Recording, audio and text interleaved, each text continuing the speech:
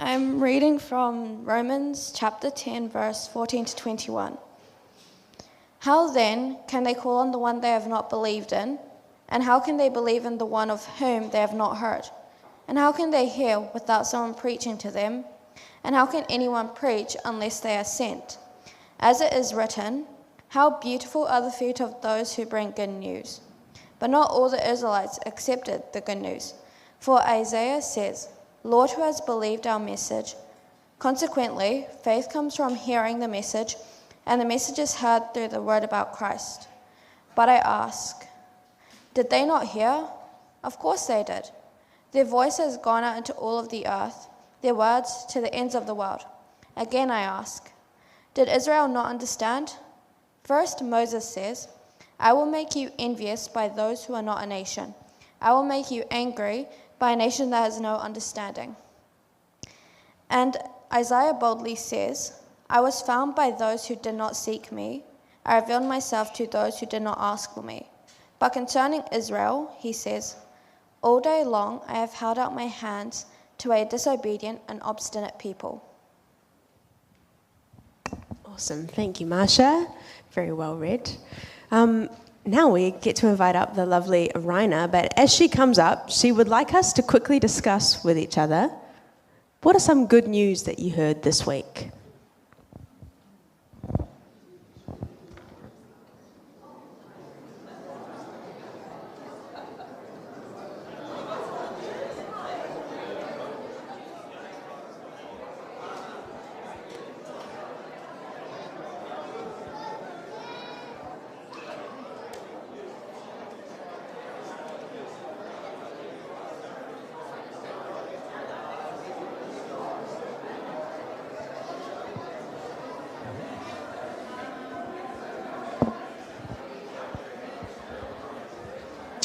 All right.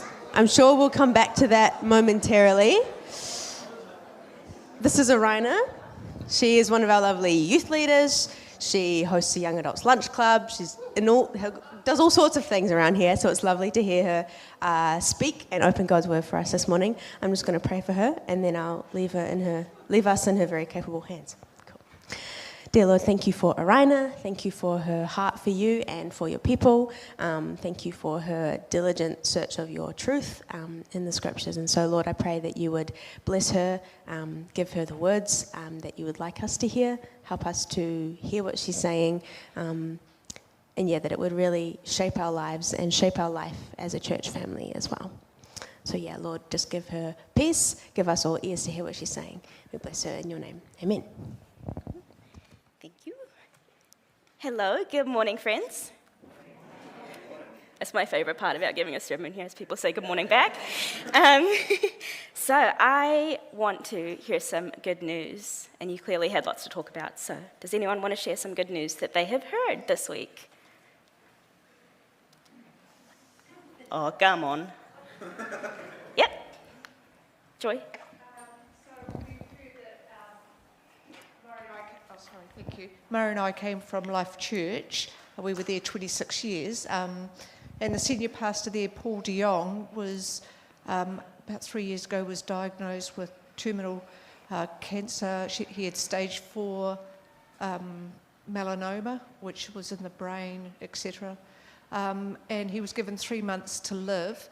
It was announced at Life last week that he is now 100% cancer-free. So, That's very cool. That's awesome. That's great news. Anyone else got some good news?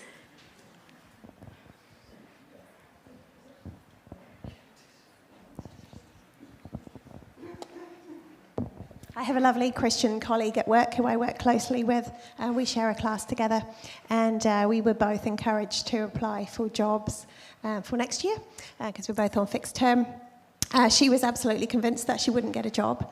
She came to me and said, I applied and I interviewed for the practice, and I know I won't get the job. And on Friday it was announced that she has got a full-time job at our school, so that was definitely good news. Yeah, that's awesome. So exciting. Cool. Oh, I have one more person. Give me some good news. Yep, at the back. Oh, cat's going.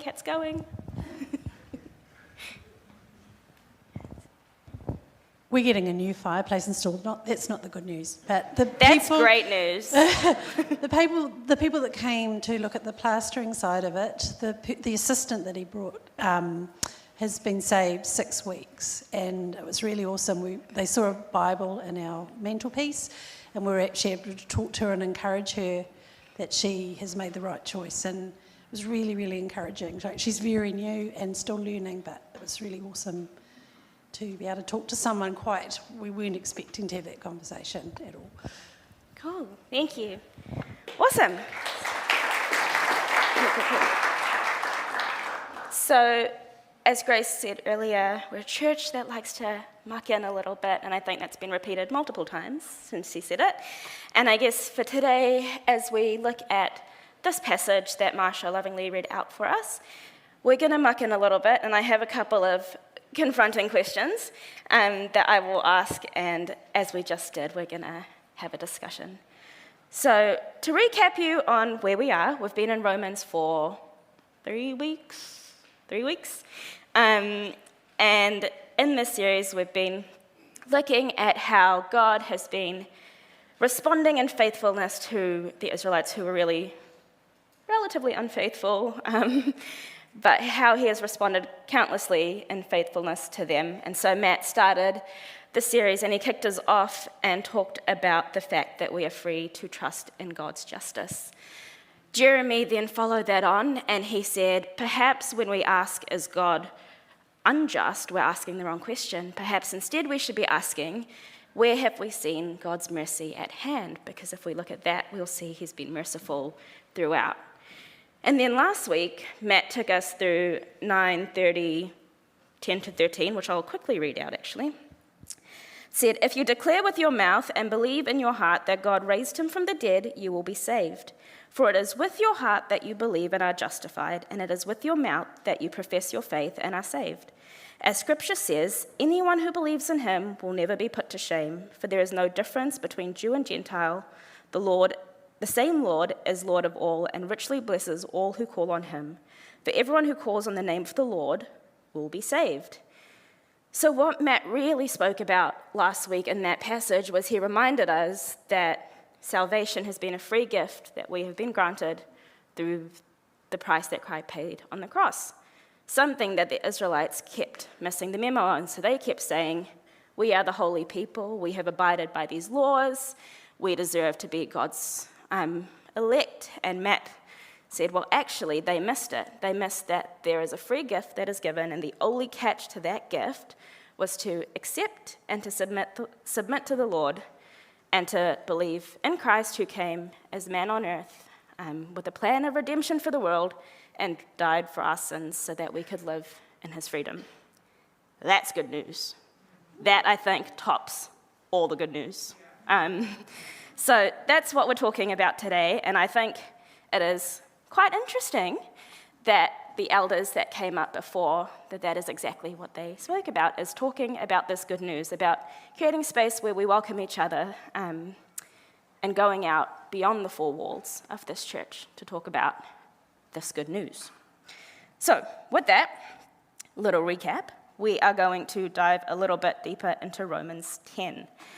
But I'm not meaning to harp on about this, but we're going to marinate on this idea of a free gift because it is something that we see throughout Romans, is God saying, hey, you're saved through me and through me alone, and the Israelites going, but we're just going to keep to these laws and we're going to be self-righteous. So we're going to keep thinking about this free gift of salvation that we've been given, that we are saved not by our own works and our own deeds, but only through Christ and Christ's blood.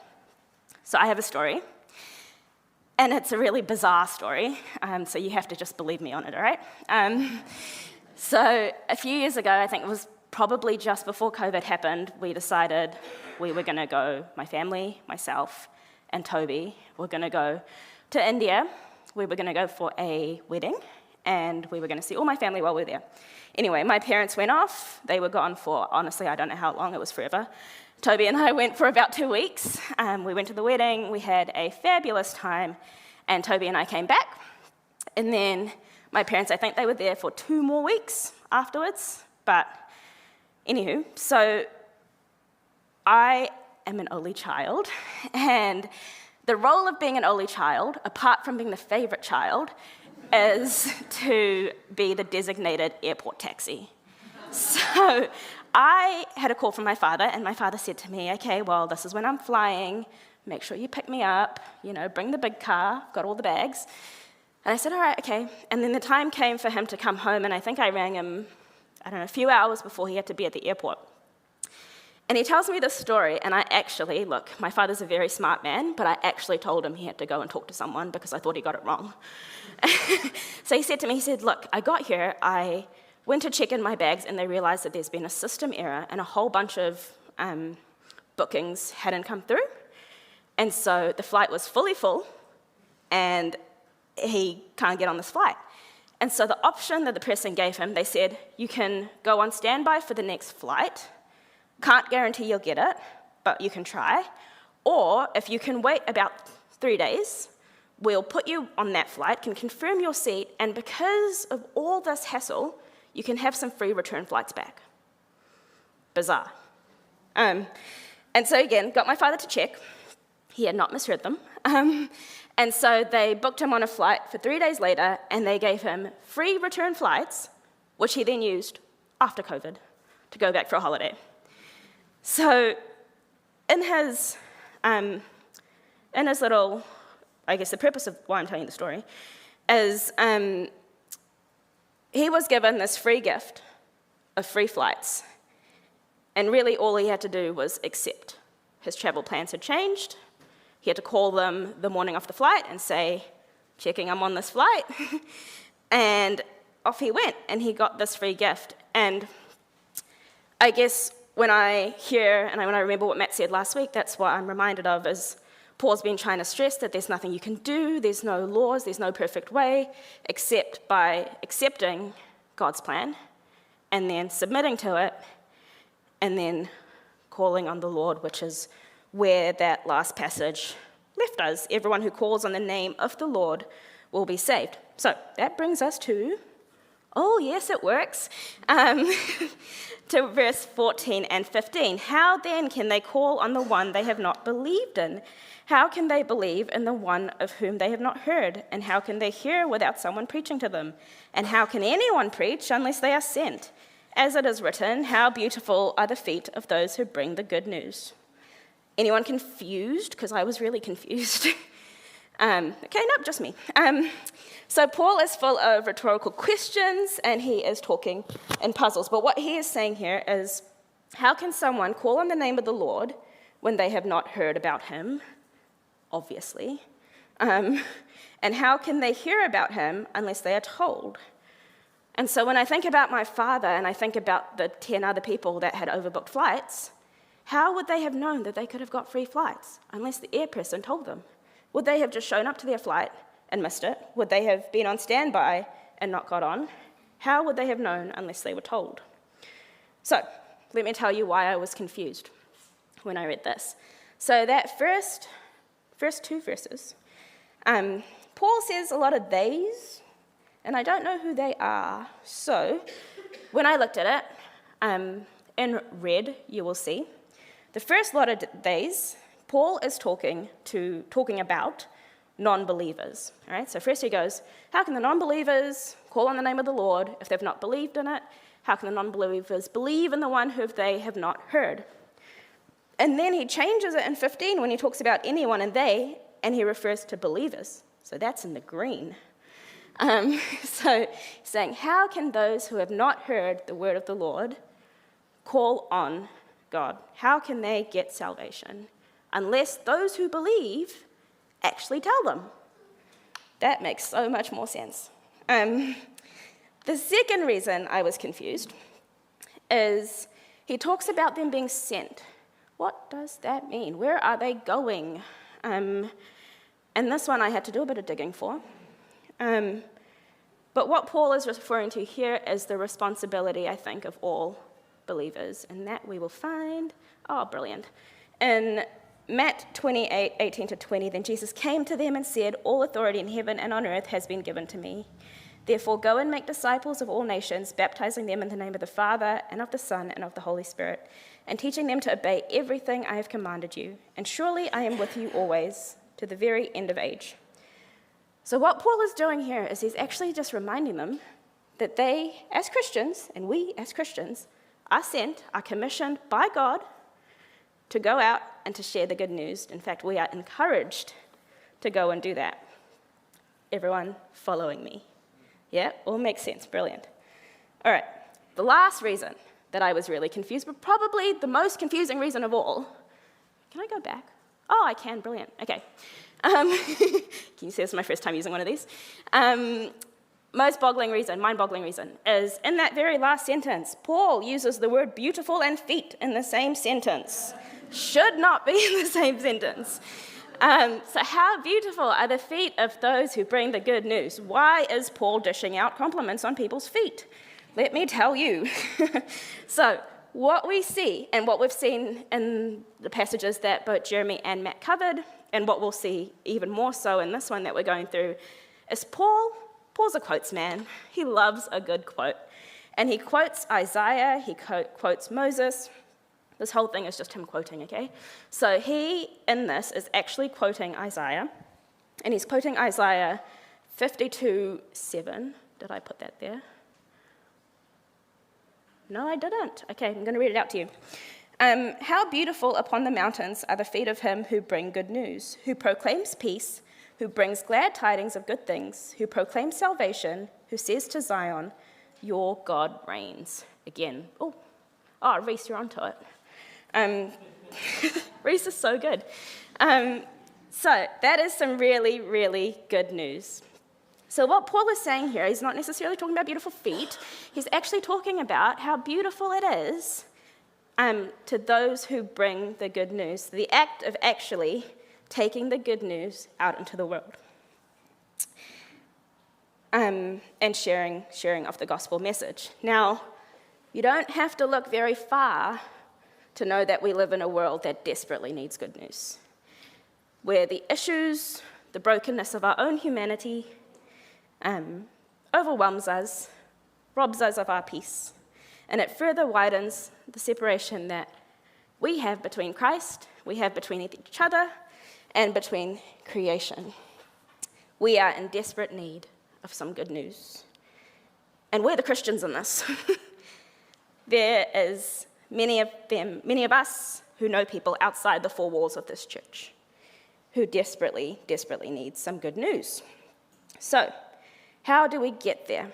Well, Matt covered the first part very well last week, where he said the very first step is calling on the name of the Lord and accepting salvation, accepting the free gift that God has given us, and submitting our ways to the Lord. The second thing, which is where this passage really gets into it, is we need to realize that salvation is not just about us. And this, I think, is what the Israelites missed. They missed the memo in this, is once we have got the good news, we are not told to gatekeep the good news. Instead, we are encouraged to go and share it with the world. God came with a redemptive plan for all of humanity and all of creation, not just those who choose to believe in him. But, as Paul says, no one else is going to know that they have to do that unless they are told. So, how are they going to hear of this? And they're going to hear of this by us going outside, using our beautiful feet, and telling them of the good news. So as Christians, we are bearers of this gospel message. That means we walk confidently in the goodness of God. We walk in his favor, in his peace that surpasses all understanding, in his comfort that is near to the brokenhearted. In carrying the gospel message, we carry the joy that comes with hearing and knowing the truth. It's exciting. It is really, really good news. It is good news knowing that our futures are secure in Christ. So, in his riddles that were the first two verses, he is giving us a very logical progression, believe it or not. So first, someone has to be sent. Who's sent? Anyone? Oh, guys, come on. Haven't lost you. We're still early. Who's being sent in this passage? Yeah, there we go. And so who is sharing the good news? Yeah, we are. Okay. And people must then hear the message must then be believed, and those who believe will call on the name of the Lord for salvation. But then Paul, being Paul, addresses the issue with what he's just said. He says, "But not all Israelites accepted the good news, for Isaiah says, 'Lord, who has believed our message?' Consequently, faith comes through hearing the message, and the message is heard through the word about Christ. But I asked, did they not hear? Of course they did. Their voice has gone out into all the earth, their words to the ends of the world. Again I asked, did Israel not understand? First Moses says, 'I will make you envious by those who are not a nation. I will make you angry by a nation that has no understanding.'" So here, what he's saying is, again, very obvious. People may hear it, but they may not accept it. He specifically points out to the Israelites, and again, he goes back to Isaiah, and to give you a bit of context, what he's doing is he's quoting the Old Testament for when it was, when Scripture warned that Israel would in fact reject the Messiah. That's what's happening here. So, in verse 16, not everyone will accept the free gift of salvation. Not everyone will take their seat on the plane. Not everyone will have the free flights. But that doesn't mean that they don't deserve to hear the good news. In 17, Paul goes back to the initial argument he made and stressing that by saying they can only get to faith through hearing the message and hearing about Christ. And then 18 to 19, it's like a little dialogue that he's got going on. And he goes, where he suspects, he goes, well, maybe they just didn't hear it. Maybe they just, obviously if you have to hear it, and maybe they didn't. Maybe that's why. But then he says, no, they've definitely heard it, definitely understood it. But what Paul is saying is actually, it's not ignorance that is Israel's problem, it's just blatant disobedience. And I think we see this even today. In a world that is so full of information sharing, who's got a phone?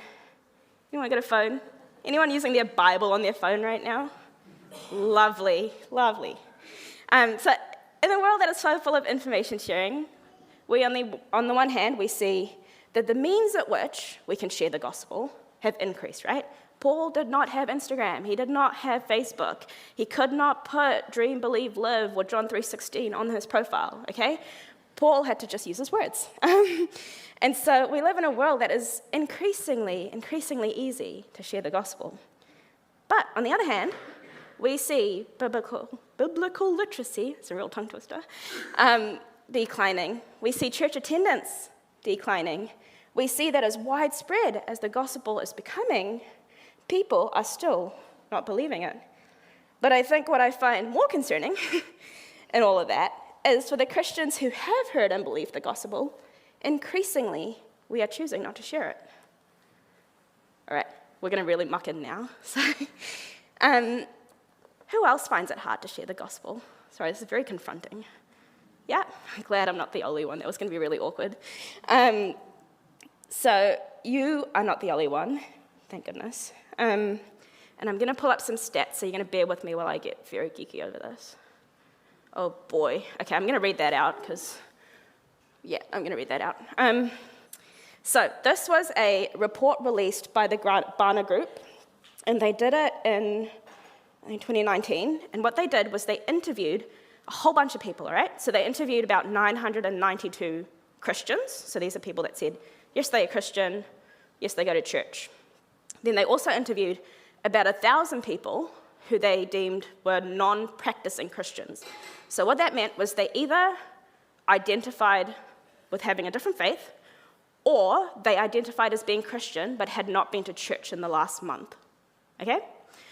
It was nationally representative. It was done in America. Don't roll your eyes at the Americans, because I'm going to tell you this applies to us. And essentially what they did was they asked them a whole bunch of questions about their faith experience, their experience sharing their faith with others.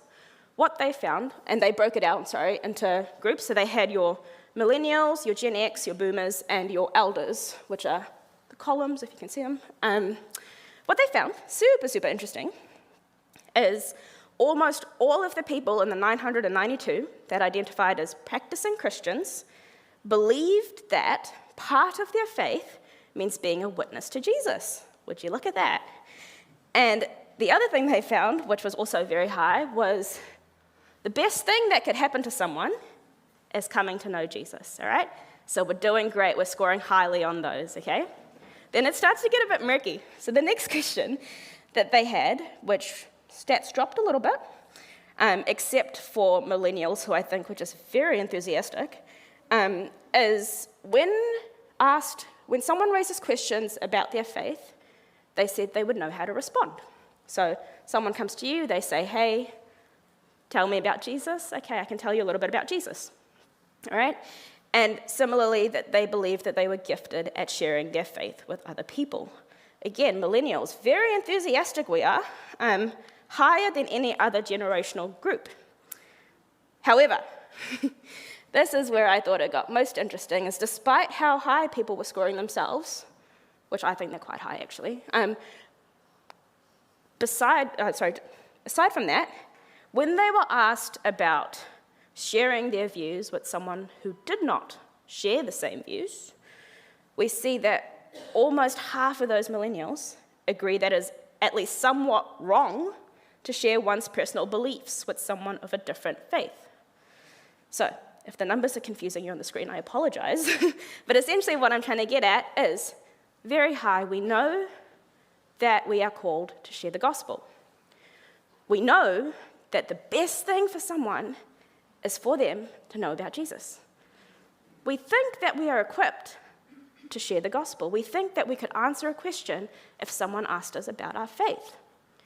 However, we also are very hesitant to actually proactively share our faith because we somehow still hold this view that it is wrong to share our beliefs with others. A follow-up question, which I didn't put on here because I think the stats were a little bit, was the follow-up question they had was around, it said, if someone disagrees with my views, I feel like I would be judged. And again, it was lower, but you still see the same trending pattern. So, I think, even though this was done in America, I think this holds true today. Because why aren't we sharing the gospel? If we believe all of these things, and if we believe we're gifted at sharing it, if we believe it's the best thing that could happen to someone, if we believe it is the good news, if we believe that it is part of what we are called to do as Christians, why aren't we doing it? Anyone got an answer? Anyone got a thought as to what makes it challenging to share the gospel? Yeah, go on, Emma. Yep. Anyone else? Yep. You don't like confrontation? No, I really don't like confrontation. Yep. Anyone else? Yeah. Yep. Yep. That's a big one.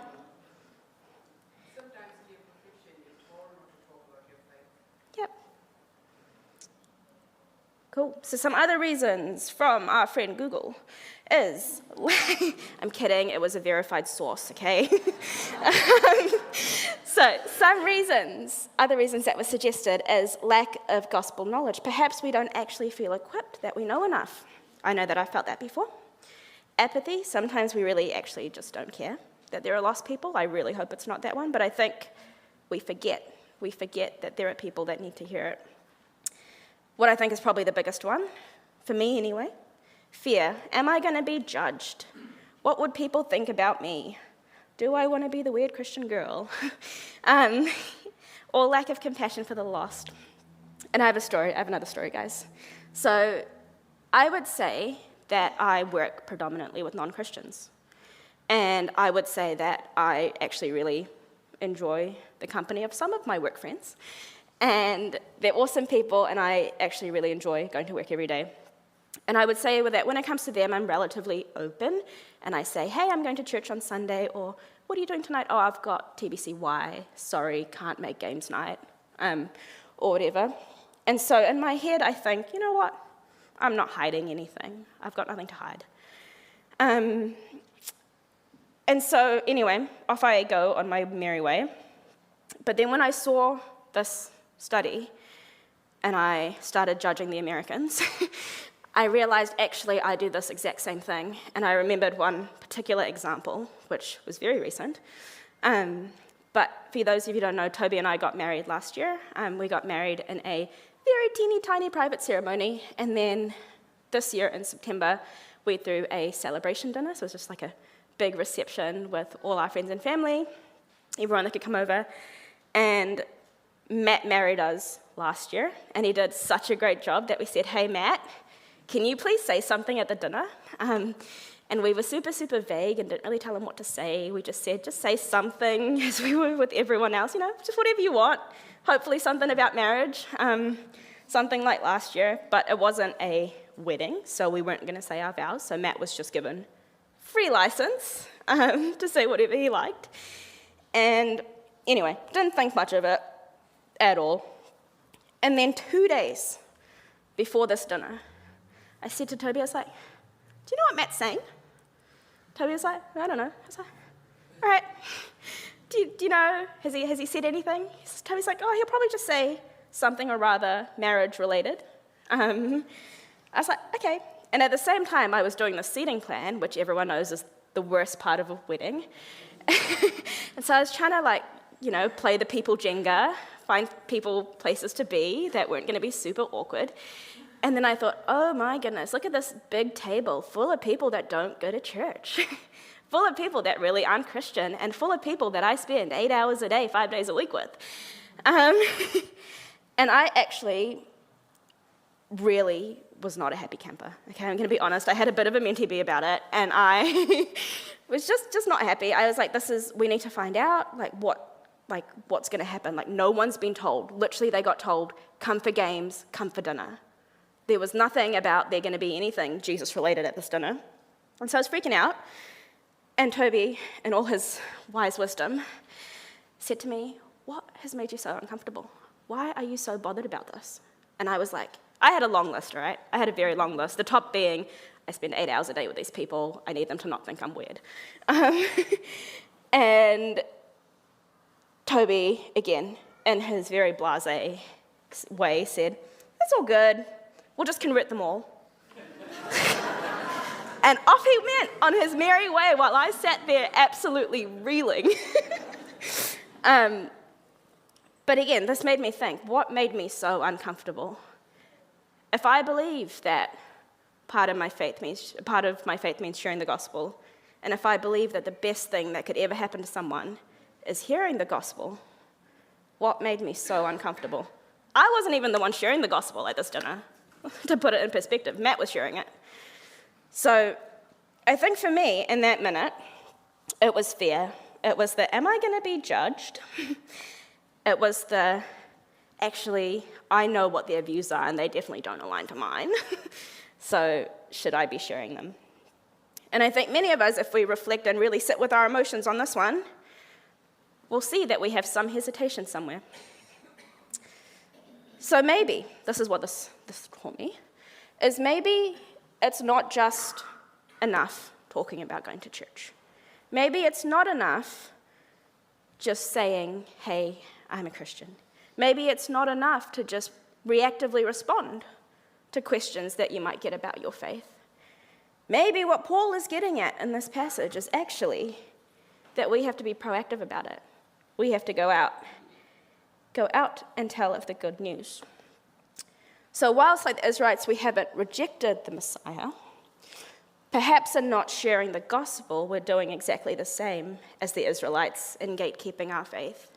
Perhaps we're keeping it to the four walls of this church, or to the four walls of our house, or to the four walls of your car, if it's got four walls. But perhaps it's about going out. So, oh, there we go. Missed a slide, whoops. Next bit of the passage, he goes on to say, and Isaiah boldly says, I was found by those who did not seek me. I revealed myself to those who did not ask for me. But concerning Israel, he says, all day long I have held out my hands to disobedient and obstinate people. So really what happens in these verses is Paul goes passage surfing through the Old Testament, And in quoting both Isaiah and Moses, what he's doing is he's indicting the Israelites of being guilty of rejecting the gospel and condemning them of being elitist in their faith, that they believed they were the chosen ones, doing all things right, abiding by the law, and no one else deserved salvation because they weren't living up to the mark. And what he's saying is that's all wrong. They missed the memo. Salvation as a gift not attained through works, and one that is deserved to be shared with others. In quoting Moses, yeah, there we go. He is talking from Deuteronomy 32:21. They made me jealous by what is, did I get that right? I think I got this wrong. They made me jealous by what is not God, and angered me with their worthless idols. I will make them envious by those who are not a people. I will make them angry by a nation that has no understanding. So this is a story that Moses tells in Israel where God was made jealous by the people because they created these idols. So God is saying, they did that, so I'm now going to make them jealous by a nation who has lacked his law, so they have not abided in the same way that these Israelites have, and I'm going to give to them the salvation, even though they did not uphold the law with the same zeal that the Israelites did. And then he goes back to Isaiah again. Sorry, Paul was really passage surfing, so you're just going to have to follow. So he cites Isaiah following, going, I revealed myself to those who did not ask for me. I was found by those who did not seek me. To a nation that did not call my name, I said, here I am, all day long I have held out my hands to an obstinate people who walk in the ways not good, pursuing their own imaginations. Paul is highlighting here a nation not seeking God, like the Gentiles that we learned about in Romans 9:30, who ended up finding him an outcome that is very contrasting to what we see with the rebellion of Israel. As part of his judgment, what he is saying is he has made himself known to the Gentiles. Again, going back to what Matt said last week, because it was just an absolute banger of a sermon, is Jew or Gentile does not matter. Anyone who comes to the Lord through faith will be his people. And again, this is something that they kept missing. Through Christ, through the new covenant that God has established, everyone is going to be held responsible. He reminds us not to harden our hearts towards what we've heard, but to submit and to accept the gift. So at this point, sorry about it, but this is a real cliffhanger that we're just going to leave you on, okay? And what it looks like is happening is Paul is saying that God is going to harshly judge Israel. I'll let Matt tell you what happens next week on that. But what we can learn from this passage, because that's where we're going to pause, I think there's two things. There's two things in particular that stand out to me. The first one is, again, when I think about the world around me, and I think about what's going on, and I think about the rate at which people are not hearing the gospel message, I think we need to remember that people have to be told. People have to hear the gospel. And so, because Paul was a quotes guy, I've put my own quote in there. Oh, there we go. And this is one that someone actually told me when I think I would have been 16 when I got told this, by a youth leader, and it says, you may be the only Bible that some person ever reads, and this is not just about your actions, but it is also about what you say. For some people, the only way they're going to hear the gospel message is through you.